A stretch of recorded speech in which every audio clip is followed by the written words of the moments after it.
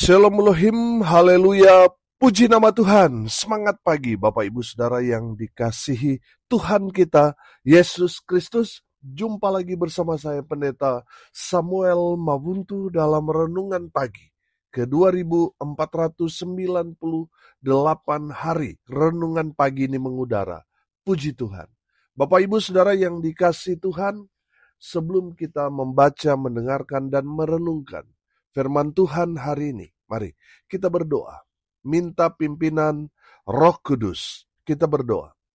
Bapa di surga, berbicaralah kepada kami semua. Pakai firman Tuhan ini untuk menegur kami, menasihati kami, meneguhkan iman percaya kami, dan memberkati kami semua. Di dalam nama Tuhan Yesus yang adalah firman Allah yang hidup, kami berdoa. Amin. Haleluya. Bapak Ibu Saudara yang dikasihi Tuhan, bersama dengan saya kita akan belajar Alkitab dari kitab Kejadian sampai kitab Wahyu. Mari buka Alkitab kita. Injil Yohanes pasal 21 ayat 1 sampai ayat 14. Di bawah perikop, Yesus menampakkan diri kepada murid-muridnya di pantai Danau Tiberias. Demikian firman Tuhan. Kemudian Yesus menampakkan diri lagi kepada murid-muridnya di pantai Danau Tiberias, dan ia menampakkan diri sebagai berikut. Di pantai itu berkumpul Simon Petrus, Thomas yang disebut Didimus, Nathanael dari Kana yang di Galilea, anak-anak Zebedeus, dan 2 orang muridnya yang lain. Kata Simon Petrus kepada mereka, "Aku pergi menangkap ikan." Kata mereka kepadanya, "Kami pergi juga dengan engkau." Mereka berangkat lalu naik ke perahu. Tetapi malam itu mereka tidak menangkap apa-apa.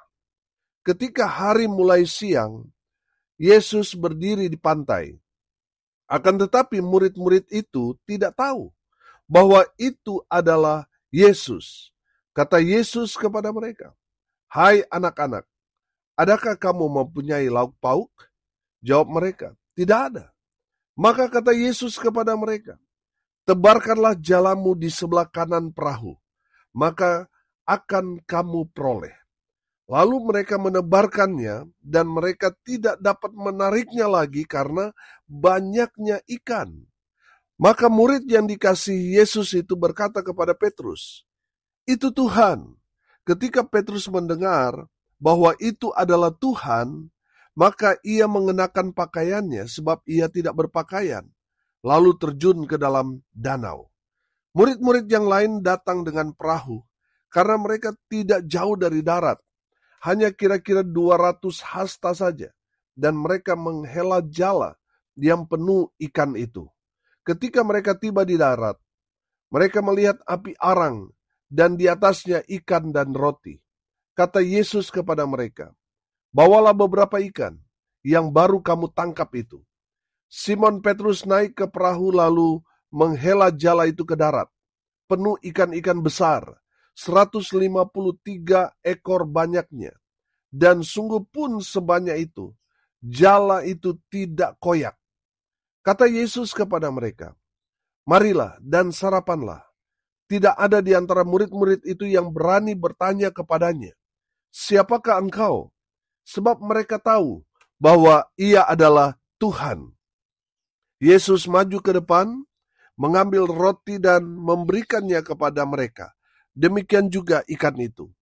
Itulah ketiga kalinya Yesus menampakkan diri kepada murid-muridnya sesudah ia bangkit dari antara orang mati. Amin, firman Tuhan. Haleluya. Bapak Ibu Saudara yang dikasihi Tuhan, kita masih berbicara tentang penampakan Tuhan Yesus kepada murid-muridnya.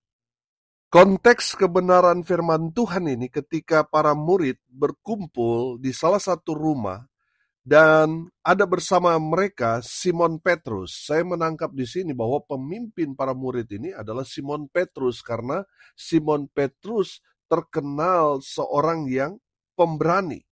Kita tahu bahwa situasi pada saat itu masih mencekam Makanya mereka selalu berkumpul dan mengunci rapat-rapat rumah itu. Mereka pastikan bahwa tidak ada yang menyusup, tidak ada yang tahu keberadaan mereka. Nah, saudara yang dikasihi Tuhan, ketika mereka mulai merasa lapar, Simon Petrus mulai mengambil satu inisiatif untuk mencari ikan. Di ayat 3, Simon Petrus berkata, "Aku pergi menangkap ikan," kata mereka kepadanya, "Kami pergi juga dengan engkau." Mereka berangkat lalu naik ke perahu, tetapi malam itu mereka tidak menangkap apa-apa. Saudara yang dikasihi Tuhan, mereka seolah-olah tidak mau terpisah dengan Simon Petrus. Saudara, mereka ikut juga pergi dengan Simon Petrus naik ke perahu untuk menangkap ikan, tetapi sayang, mereka tidak menangkap apa-apa. Sudah semalaman mereka mencari ikan, tetapi tidak seekor pun mereka dapatkan. Saudara yang dikasihi Tuhan, tidak terasa malam sudah berganti pagi. Sudah mulai siang, saudara. Yesus datang mencari mereka, murid-muridnya. Amin.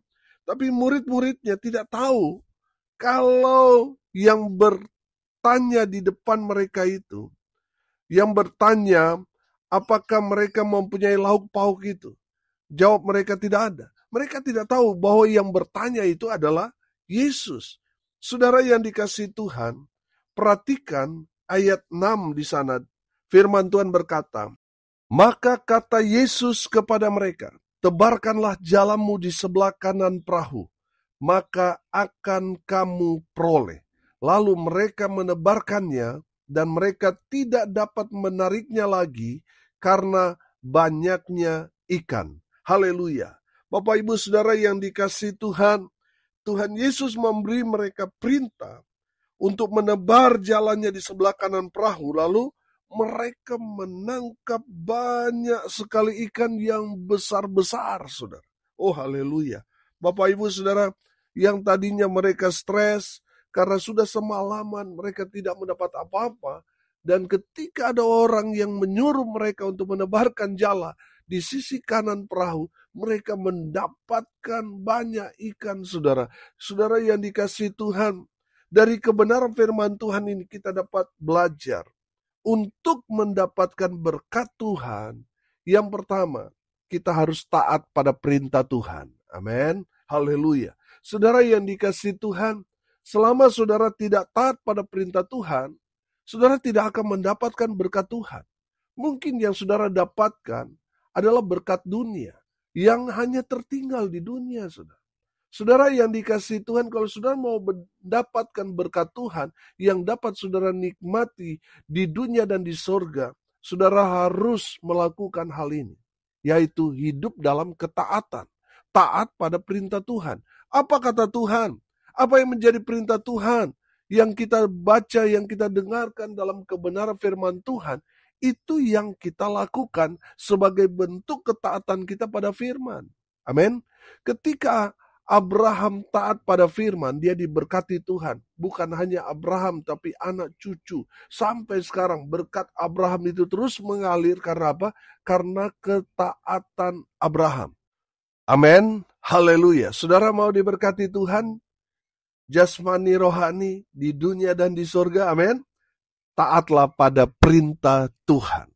Saudara yang dikasihi Tuhan, kalau kita menyaksikan sekarang ini, banyak sekali orang yang hidup mengeraskan hatinya, sehingga mereka tidak taat pada perintah Tuhan.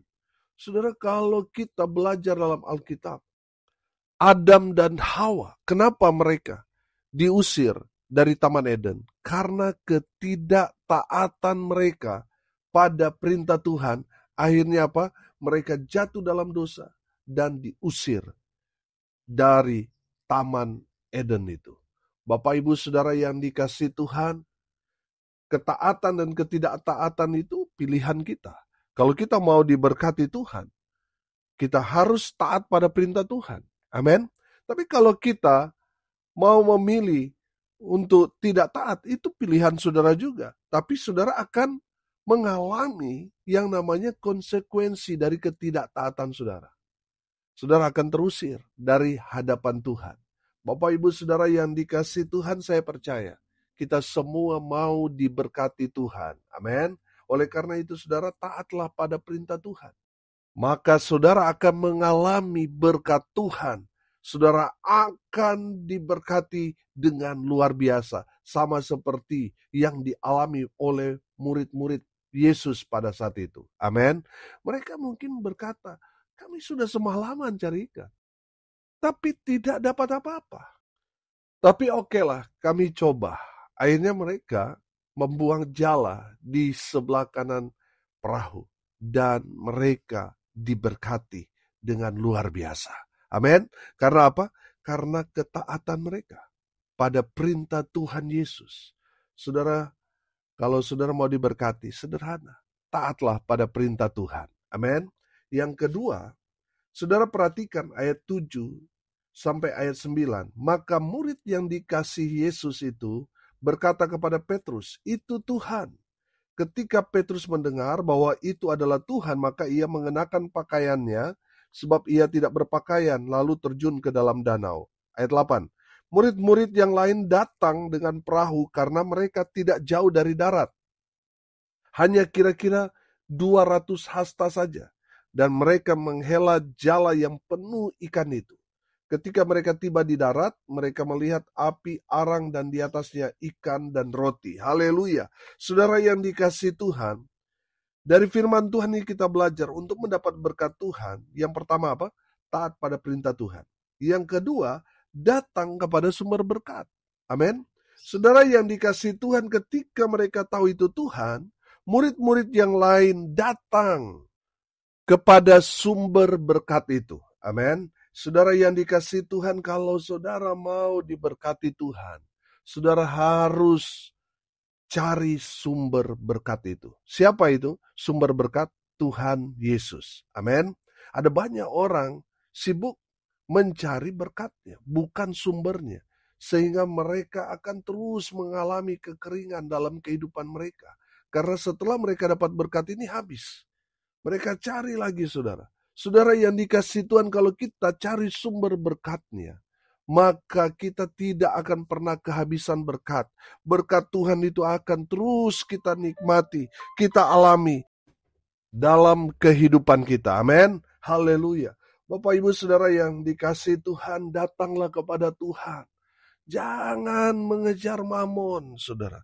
Saudara yang dikasihi Tuhan, banyak orang meninggalkan Tuhan hanya mengejar mamon, hanya mengejar harta, benda, hanya mengejar kekayaan. Saudara, mereka meninggalkan Tuhan. Saudara yang dikasihi Tuhan, datang cari sumber berkatnya, maka saudara akan hidup sukacita, damai sejahtera, baik di bumi dan di surga. Oh haleluya. Bapak Ibu Saudara yang dikasihi Tuhan, pastikan saudara datang kepada sumber berkat itu, yaitu Tuhan kita, Yesus Kristus. Haleluya. Bapak Ibu Saudara yang dikasihi Tuhan, yang ketiga, dari firman Tuhan ini kita belajar untuk mendapat berkat Tuhan, kita harus yang pertama apa? Taat pada perintah Tuhan. Yang kedua apa? Datang kepada sumber berkat. Yang ketiga, saudara harus merendahkan diri dan hatimu di hadapan Tuhan. Amin. Saudara perhatikan ayat 12 sampai ayat 14. Kata Yesus kepada mereka, marilah dan sarapanlah. Tidak ada di antara murid-murid itu yang berani bertanya kepadanya, siapakah engkau? Sebab mereka tahu bahwa ia adalah Tuhan. Yesus maju ke depan, mengambil roti dan memberikannya kepada mereka. Demikian juga ikan itu. Itulah ketiga kalinya Yesus menampakkan diri kepada murid-muridnya sesudah ia bangkit dari antara orang mati. Sudah perhatikan, ketika mereka sampai di darat, Tuhan Yesus melayani mereka, memberi mereka makan. Saudara yang dikasihi Tuhan, ini yang Tuhan Yesus ajarkan kepada kita. Siapa mau menjadi yang terbesar, mereka harus melayani Tuhan. Amin. Saudara yang dikasihi Tuhan, kalau kita belajar tentang konsep kepemimpinan sekarang ini, orang yang menjadi pemimpin biasanya dilayani. Betul? Tapi Tuhan Yesus membalikan kebiasaan itu. Siapa yang mau jadi besar, dia harus melayani. Dia harus merendahkan diri dan hatinya untuk menjadi pelayan dari antara saudara-saudaranya. Bapak Ibu Saudara yang dikasihi Tuhan, di saat saudara merendahkan diri dan hati saudara untuk melayani, saudara akan diberkati. Bukan hanya saudara, anak cucu saudara diberkati Tuhan. Amin. Saudara, saya percaya kalau kita bekerja di ladang Tuhan, kita pasti akan mendapat upah. Dan kita semua pasti akan mengalami semua berkat-berkat Tuhan. Anak cucu kita akan merasakan, menikmati, dan mengalami berkat-berkat Tuhan. Karena apa? Karena keputusan kita untuk melayani Tuhan. Saudara yang dikasihi Tuhan, beberapa waktu yang lalu, beberapa jemaat ngobrol dengan saya. Saudara yang dikasihi Tuhan, mereka bersyukur mereka boleh terlibat dalam pekerjaan Tuhan. Amin. Saudara, mereka merasa bahwa kalau mereka tidak melayani Tuhan, mereka sudah pasti habis di masa-masa pandemi. Tapi karena mereka melayani Tuhan, mereka merasakan dan melihat bagaimana Tuhan memelihara, bagaimana Tuhan memberkati mereka sampai sekarang ini. Justru di saat masa-masa pandemi, mereka mengalami Tuhan, mengalami keberkatan dari Tuhan. Oh, haleluya. Bapak Ibu Saudara yang dikasihi Tuhan, di saat saudara melayani, saudara pasti akan diberkati Tuhan dengan luar biasa. Ada banyak orang, waktu susah melayani Tuhan, dia diberkati. Tapi setelah dia diberkati, dia tinggalkan pelayanan. Yang tadinya fokus kepada Tuhan, tapi karena dia sudah diberkati, akhirnya beralih fokus. Fokusnya kepada mamon. Bapak Ibu Saudara yang dikasihi Tuhan, tetaplah fokus kepada Tuhan. Amin. Rendahkan dirimu dan hatimu. Layanilah Tuhan. Maka saudara akan diberkati. Memang saudara mungkin tidak mengalami berkat pada saat itu. Tapi pasti berkat Tuhan itu pasti. Amin. Tetaplah setia. Dan saudara akan melihat kesetiaan saudara dalam melayani Tuhan akan membuahkan hasil. Amin. Haleluya. Rendahkan diri dan hatimu. Dan saudara akan melihat berkat Tuhan akan mengalir, memenuhi dalam kehidupan. Amin. Haleluya. Tuhan Yesus sudah mengajarkan kepada kita bagaimana dia melayani murid-muridnya. Yang harusnya murid-muridnya yang melayani Tuhan Yesus. Tapi sudah lihat, Tuhan Yesus mengajarkan kepada kita satu budaya surga. Bahwa siapa yang terbesar, dia harus melayani. Saudara mau jadi besar? Saudara mau diberkati? Saudara harus melayani Tuhan. Caranya apa? Rendahkan diri dan hatimu. Saudara mungkin sebagai seorang pemimpin di tempat saudara bekerja. Usaha saudara sebagai owner mungkin. Banyak anak buah saudara. Tapi saudara yang dikasihi Tuhan, pekerjaan yang lebih membanggakan adalah melayani Tuhan.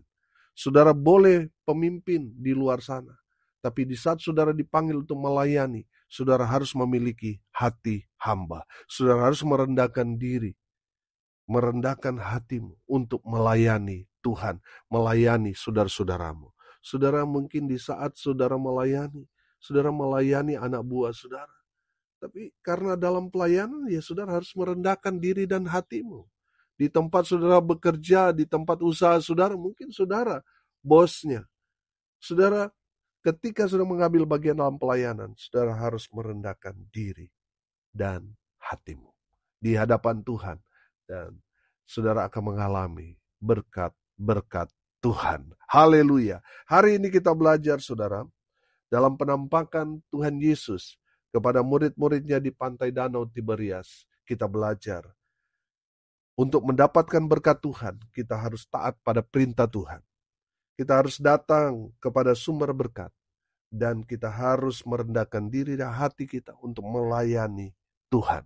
Dan kita akan mengalami berkat-berkat Tuhan mengalir dalam hidup kita. Sehingga kita alami, anak cucu kita juga dapat merasakan dan menikmatinya.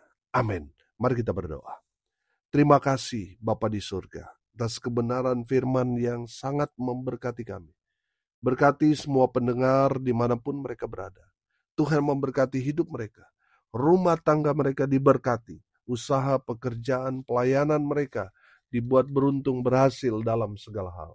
Mereka yang sakit Tuhan sembuhkan. Mereka yang lemah Tuhan kuatkan. Tuhan hibur mereka yang berduka cita. Dan hamba berdoa biarlah berkat Tuhan terus mengalir dalam kehidupan mereka. Terus memenuhi hidup mereka. Dari hari ke hari mereka semakin diberkati Tuhan. Hamba berdoa biarlah berkat Tuhan terus memenuhi semua pendengar.